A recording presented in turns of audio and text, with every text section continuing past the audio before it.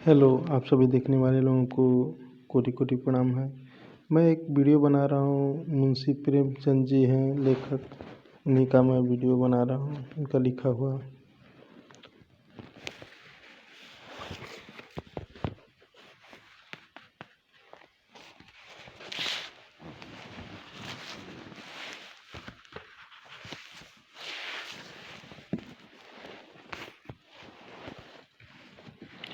भानु चौधरी अपने गांव के मुखिया थे। गांव में उनका बड़ा मान था।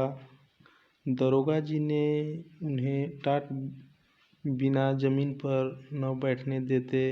मुखिया साहब की ऐसी धाक बंधी हुई थी कि उनकी मर्जी बिना गांव में एक पत्ता भी नहीं हिल सकता था। कोई घटना, चाहे वह सास बहू का विवाद हो, चाहे मेड़ या खेत का झगड़ा, चौधरी साहब के शासनाधिकार को पूर्ण रूप से सचेत करने के लिए काफ़ी थी। वह तुरंत घटनास्थल पर जा पहुंचते, तहकीकात होने लगती। गवाह और सबूत के सिवा किसी अभियोग को सफलता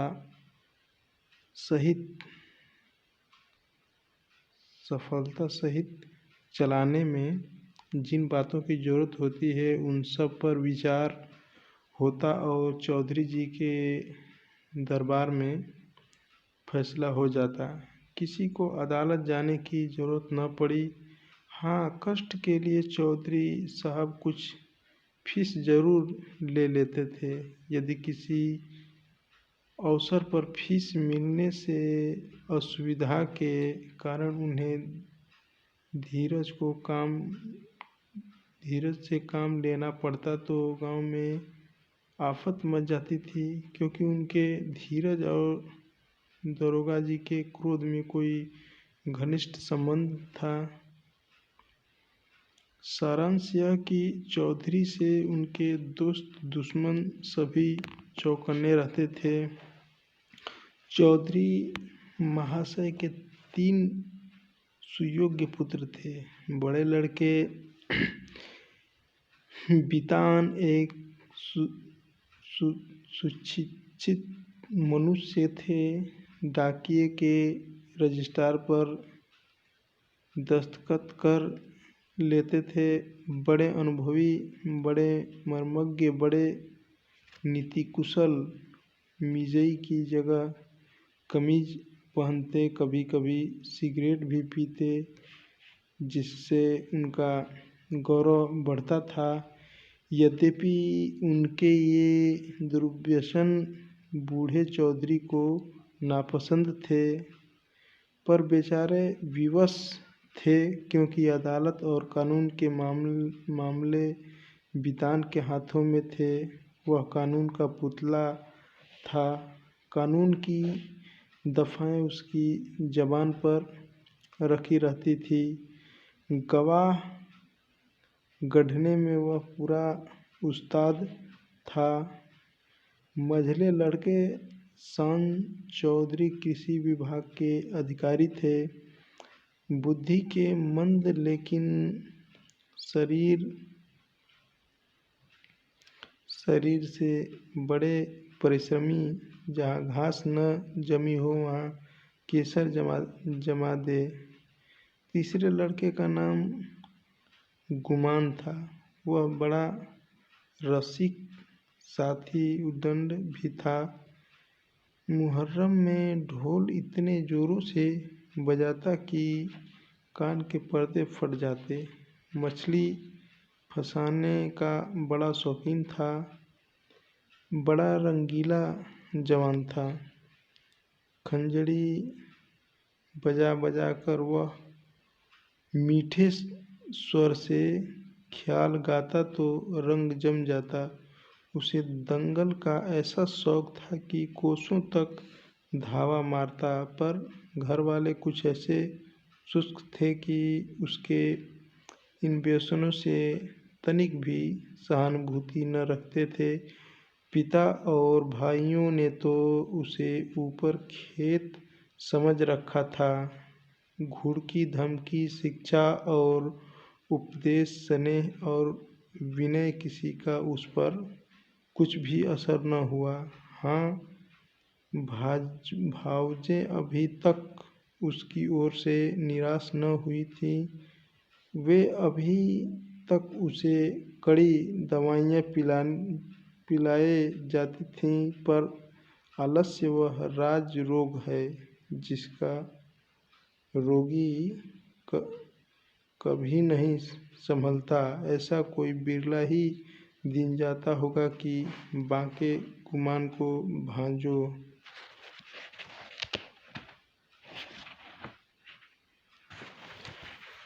के कटु वचन न सुनने पड़ते हों। ये विषैले सर कभी कभी उसके कठोर हृदय में चुभ जाते, किंतु यह घाव रात भर से अधिक न रहता। भोर होते ही थकान के साथ ही यह पीड़ा भी शांत हो जाती। तड़का हुआ उसने हाथ मुंह धोया, बंसी उठाई और तालाब की ओर चल खड़ा हुआ। भावजे फूलों की वर्षा किया करती। बूढ़े चौधरी पैंतरे बदलते रहते और भाई लोग तीखी निगाह से देखा करते, पर अपनी धुन का पूरा बांका गुमान उन लोगों के बीच इस तरह अकड़ता चला जाता जैसे कोई मस्त हाथी कुत्तों के बीच से निकल जाता है। उसे सुमार्ग पर लाने के लिए क्या क्या उपाय नहीं किए गए। बाप समझाता, बेटा ऐसी राह चलो जिसमें तुम्हें भी पैसे मिले और गृहस्थ का भी निर्वाह हो। भाइयों के भरोसे कब तक रहोगे? मैं पका आम हूँ, आज टपक पड़ा या कल फिर तुम्हारा निर्वाह कैसे होगा? भाई बात भी न पूछेंगे। भावजों का रंग देख रहे हो, तुम्हारे भी लड़के बाले हैं, उनका भार कैसे संभालोगे? खेती में जी न लगे हों, कांस्टेबली से भर्ती करा दूं। बांका गुमान खड़ा खड़ा यह सब सुनता, लेकिन पत्थर का देवता था, कभी न पसीजता। इन महाशय के अत्याचार का दंड उनकी स्त्री बेचारी को भोगना पड़ता था। मेहनत के घर के जितने काम होते वे उसी के सिर थोपे जाते। उपले पाथती, कुएं से पानी लाती, आटा पीसती और तीस पर भी जेठानियाँ सीधे मुंह बात न करती, वाक्यों से छेदा करती। एक बार जब वह पति से कई दिन रूठी रही तो बांके गुमान कुछ नर्म हुए। बाप से जाकर बोले, मुझे कोई दुकान खुलवा दीजिए। चौधरी ने परमात्मा को धन्यवाद किया, फूले न समाये। कई 100 रुपये लगाकर कपड़े की दुकान खुलवा दी। गुमान के भाग जागे। तंजेब के चुत्तरदार कुर्ते बनवाए, मलमल का साफाधानी रंगवाया। सौदा बिके या न बिके उसे लाभ ही होना था। दुकान खुली हुई है। 10-5 गढ़े मित्र जमे हुए, चरस की 10 और ख्याल की ताने उड़ रही हैं। चल झटपट री, जमुना तट री, खाड़ो नटखट री। इस तरह 3 महीने चैन से कटे। बांके गुमान ने खूब दिल खोलकर अरमान निकाले, यहाँ तक कि सारी लागत लाभ हो गई। टाट के टुकड़े के सिवा और कुछ न बचा। बूढ़े चौधरी कुएं में गिरने को चले। भावजों ने आंदोलन मचाया, अरे राम, हमारे बच्चे और भी हम चिथड़ों को तरसें। गाढ़े का यह कुर्ता भी नसीब न हो और इतनी बड़ी दुकान इस निखट्टू का कफन बन गई। अब कौन मुंह दिखाएगा, कौन मुंह लिए वह फिर घर आया और फिर वह पुरानी चाल चलने लगा। कानूनदां बितान उनके ये ठाट बाट देख कर जल जाता। मैं सारे दिन पसीना बहाऊं, मुझे नैनसुख का कुर्ता भी न मिले। यह अपाहिज सारे दिन चारपाई तोड़े और ये बन-ठन कर निकले। ऐसे वस्त्र तो शायद मुझे अपने ब्याह में भी न मिले होंगे। मीठे शान के हृदय में भी कुछ ऐसे ही विचार उठते थे। अंत में यह जलन न सही गई और अग्नि भड़की तो एक दिन कानूनदां बितान की पत्नी गुमान के सारे कपड़े उठा लाए और उन पर मिट्टी का तेल उड़ेल कर आग लगा दी। ज्वाला उठी, सारे कपड़े देखते देखते जल कर राख हो गए। गुमान रोते थे, दोनों भाई खड़े तमाशा देखते थे। बूढ़े चौधरी ने यह दृश्य देखा और सिर पीट लिया। यह द्वेषाग्नि है, घर को जलाकर तब बुझेगी। यह ज्वाला तो थोड़ी देर में शांत हो गई, परंतु हृदय की आग ज्यों की त्यों दहकती रही। अंत में यह दिन बूढ़े चौधरी ने घर के सब मेंबरों को एकत्र किया और इस गूढ़ विषय पर विचार करने लगे कि बेड़ा कैसे पार होगा। बितान से बोले, बेटा, तुमने आज देखा कि बात की बात में सैकड़ों रुपए पर पानी फिर गया। अब इस तरह निर्वाह होना असंभव है। तुम समझदार हो, मुकदमे मामले करते हो, कोई ऐसा राह निकालो कि घर डूबने से बचे।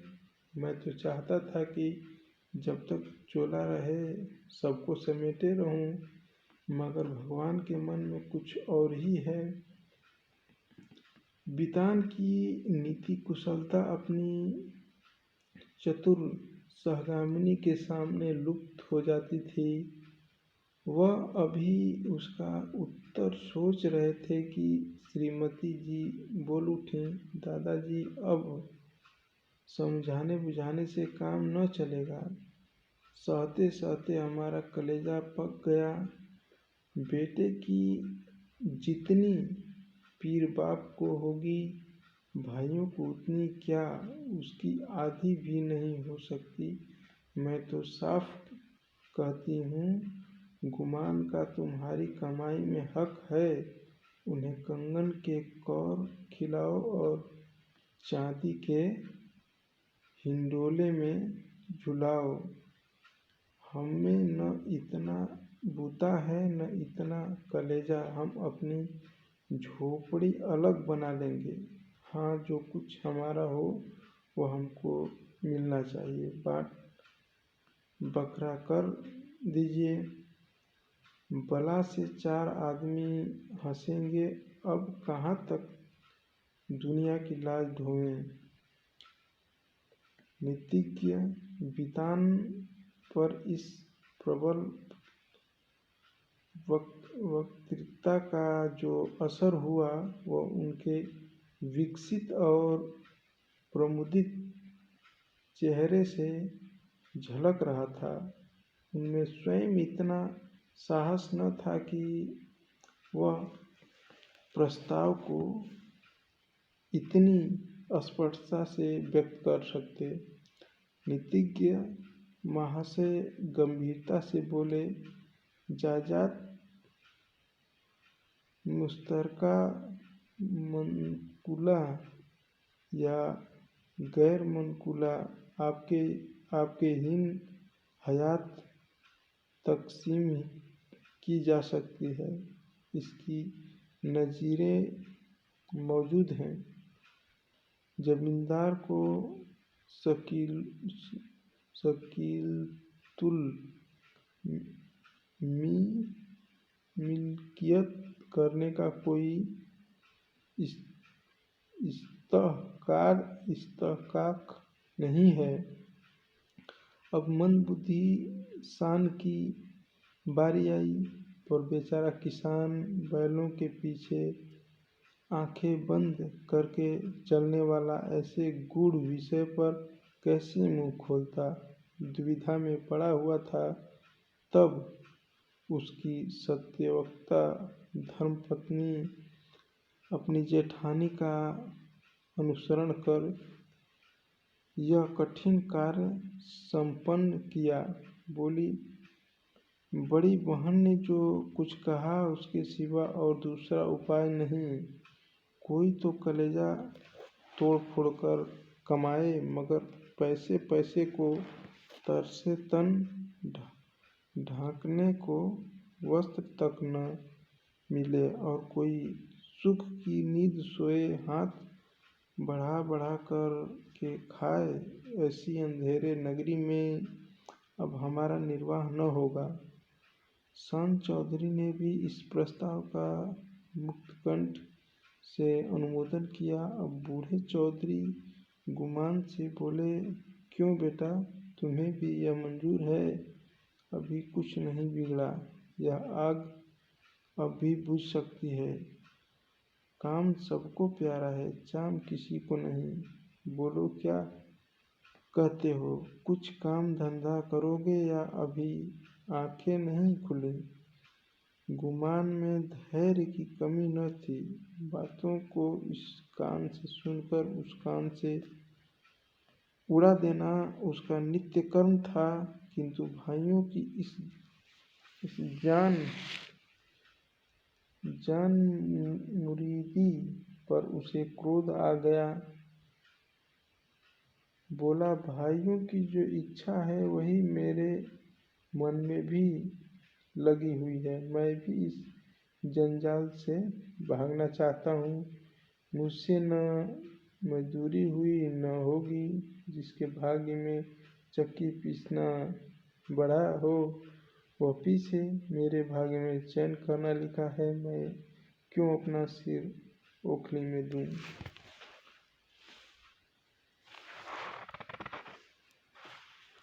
मैं तो किसी से काम करने को नहीं कहता। आप लोग क्यों मेरे पीछे पड़े हुए हैं? आप अपनी अपनी फिक्र कीजिए। मुझे आध सेर आटे की कमी नहीं है। इस तरह की सभाएं कितनी बार हो चुकी थीं, परंतु इस देश की सामाजिक और राजनीतिक सभाओं की तरह इसमें भी कोई प्रयोजन सिद्ध नहीं होता। 2-3 दिन गुमान ने घर पर खाना नहीं खाया। जतन सिंह ठाकुर शौकीन आदमी थे, उन्हीं के चौपाल में पड़ा रहता। अंत में बूढ़े चौधरी गए और मना कर लाए। अब फिर वह पुरानी गाड़ी अड़ती मचलती हिलती चलने लगी। पांडे के घर के चूहों की तरह चौधरी के घर में बच्चे भी सयाने थे। उनके लिए घोड़े मिट्टी के और नावें कागज की नावें थीं। फलों के विषय में उनका ज्ञान असीम था। गुलर और जंगली बेर के सिवा कोई ऐसा फल न था जिसे वे बीमारियों का घर न समझते हों। लेकिन गुरदीन के खोंचे में ऐसा प्रबल आकर्षण था कि उसकी ललकार सुनते ही उसका सारा ज्ञान व्यर्थ हो जाता था। साधारण बच्चों की तरह यदि सोते भी हों तो चौंक पड़ते थे। गुरदीन उस गांव में साप्ताहिक फेरे लगाता था। उसके शुभागमन की प्रतीक्षा और आकांक्षा में कितने ही बालकों को बिना किंडरगार्टन की रंगीन गोलियों के ही संख्या और दिनों के नाम याद हो गए थे। गुरदीन बूढ़ा सा मैला कुचैला आदमी था, किंतु आसपास में उसका नाम उपद्रवी लड़कों के लिए हनुमान मंत्र से कम न था। उसकी आवाज़ सुनते ही उसके खोचे पर लड़कों का ऐसा धावा होता था कि मक्खियों की असंख्य सेना को भी रणस्थल से भागना पड़ता था। और जहाँ बच्चों के लिए मिठाइयाँ थीं, वहीं गुरदीन के पास माताओं के लिए सबसे भी ज़्यादा मीठी बातें थीं। माँ कितना ही मना करती रहे, बार बार पैसा न रहने के बहाना करे, पर गुरदीन चटपट मिठाइयों का दोनों बच्चों के हाथ में रख ही देता और स्नेहपूर्ण भाव से कहता, बहू जी, पैसे की कोई चिंता न करो, फिर मिलते रहेंगे, कहीं भागे थोड़े ही जाते हैं। नारायण ने तुझको बच्चे दिए हैं जो मुझे भी उनकी निछावर मिल जाती है। उन्हीं की बदौलत मेरे बाल बच्चे भी जीते हैं। अभी क्या ईश्वर इसका मोह तो दिखावे, फिर देखना कैसा ठनगन करता हूँ। गुरदीन का यह व्यवहार चाहे वाणिज्य नियमों के प्रतिकूल ही क्यों न हो, चाहे 9 नगद सही 13 उधार नहीं वाली कहावत अनुभव सिद्ध ही क्यों न हो, किंतु मिष्टभाषी गुरदीन को कभी अपने इस व्यवहार पर पछताने या उसमें संशोधन करने की जरूरत नहीं हुई।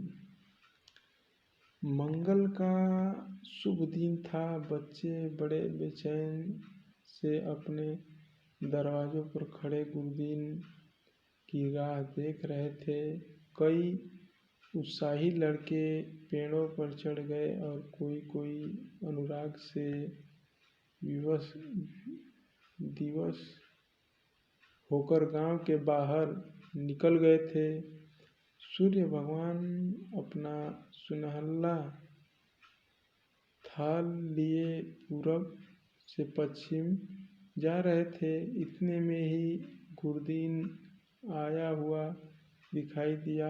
लड़कों ने दौड़कर उसका दामन पकड़ा और आपस में खींचातानी होने लगी।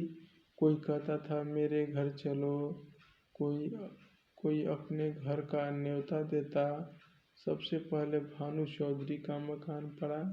गुरदीन ने अपना खोंचा उतार दिया। मिठाइयों की लूट शुरू हो गई। बालकों और स्त्रियों का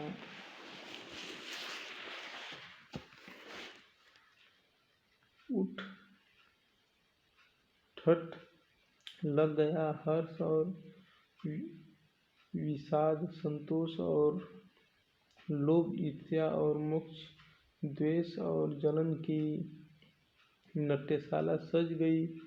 कानूनदा बितान की पत्नी अपने तीनों लड़कों को लिए हुए निकली। शान की पत्नी की अपने दोनों लड़कों के साथ उपस्थित हुई। गुरदीन ने मीठी बातें करनी शुरू कर की। पैसे झोली में रखे, झेले की मिठाई दी और झेले का आशीर्वाद लड़के दोनों लिए। उछलते कूदते घर में दाखिल हुए। अगर सारे गांव में कोई ऐसा बालक था जिसने गुरदीन की उदारता से लाभ न उठाया हो, तो वह बांके गुमान का लड़का धान था। यह कठिन था कि बालक धान अपने भाइयों बहनों को हंस हंस और उछल उछल कर मिठाइयाँ खाते देखकर सब कर जाए। उस पर तुर्रा यह है कि वे उसे मिठाइयाँ दिखा दिखा कर ललचाते और चिढ़ाते थे। बेचारा धान चीखता और अपनी माता का आंचल पकड़ पकड़ कर दरवाजे की तरफ खींचता था, पर वह अबला क्या करे। उसका हृदय बच्चे के लिए ऐंठ ऐंठ कर रह जाता था। उसके पास एक पैसा भी नहीं था। अपने दुर्भाग्य पर, जेठानियों की निष्ठुरता पर और सबसे ज़्यादा अपने पति के निकटपन पर कूढ़ कूढ़ कर रह जाती थी। अपना आदमी ऐसा निकम्मा न होता तो क्यों दूसरों का मुंह देखना पड़ता, क्यों दूसरों के धक्के खाने पड़ते। उसने धान को गोद में उठा लिया और प्यार से दिलासा देने लगी, बेटा रो मत, अब की गुरदीन आवेगा तो तुम्हें बहुत सी मिठाइयाँ ले दूंगी। मैं इससे अच्छी मिठाई बाजार से मंगवा दूंगी। तुम कितनी मिठाई खाओगे? यह कहते कहते उसकी आंखें भर आईं। आह, यह मनहूस मंगल आज ही फिर आवेगा और फिर से यही बहाने करने पड़ेंगे। हाय, अपना प्यारा बच्चा धेले की मिठाई को तरसते और घर में किसी का पत्थर सा कलेजा न पसीजे। बेचारी तो इन चिंताओं में डूबी हुई थी और धान किसी तरह चुप ही न होता था। जब कुछ वश न चला तो माँ ने बहुत बहला फुसला कर, यहाँ तक कि उसे बच्चे की इस हठ पर क्रोध भी आ गया। मानव हृदय के रहस्य कभी समझ में नहीं आते। कहाँ बच्चे को प्यार से चिपटाती थी, ऐसी झिल्लाई कि उसे 2-3 थप्पड़ जोर से लगाए और घुड़क कर बोली, चुप रह अभागे, तेरा मुंह मिठाई खाने का है, अपने दीन को नहीं रोता मिठाई खाने चला है। बांका गुमान अपनी कोठरी के द्वार पर बैठा हुआ यह कौतुक बड़े ध्यान से देख रहा था। वह इस बच्चे को बहुत चाहता था। इस वक्त के थप्पड़ उसके हृदय में तेज भाले के समान लगे और चुभ गए।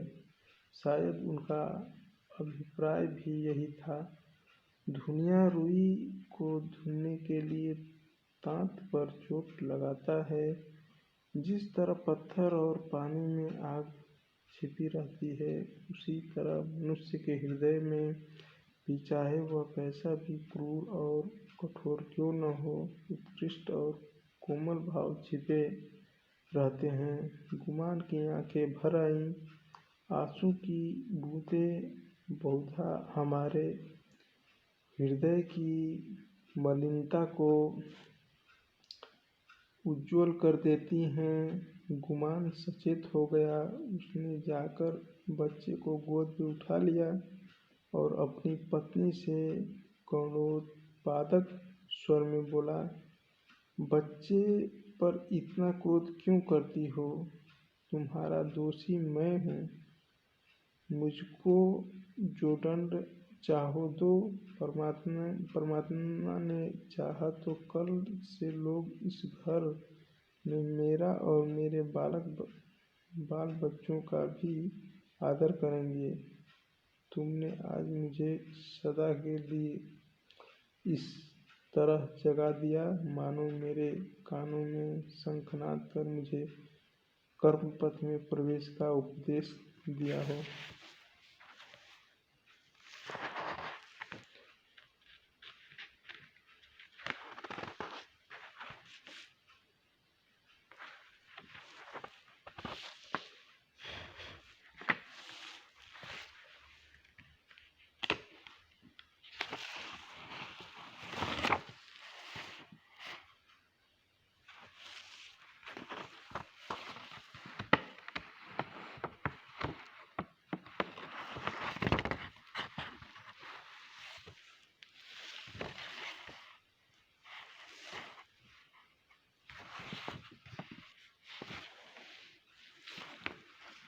आप सभी लोग को, देखने वालों को बहुत बहुत धन्यवाद है।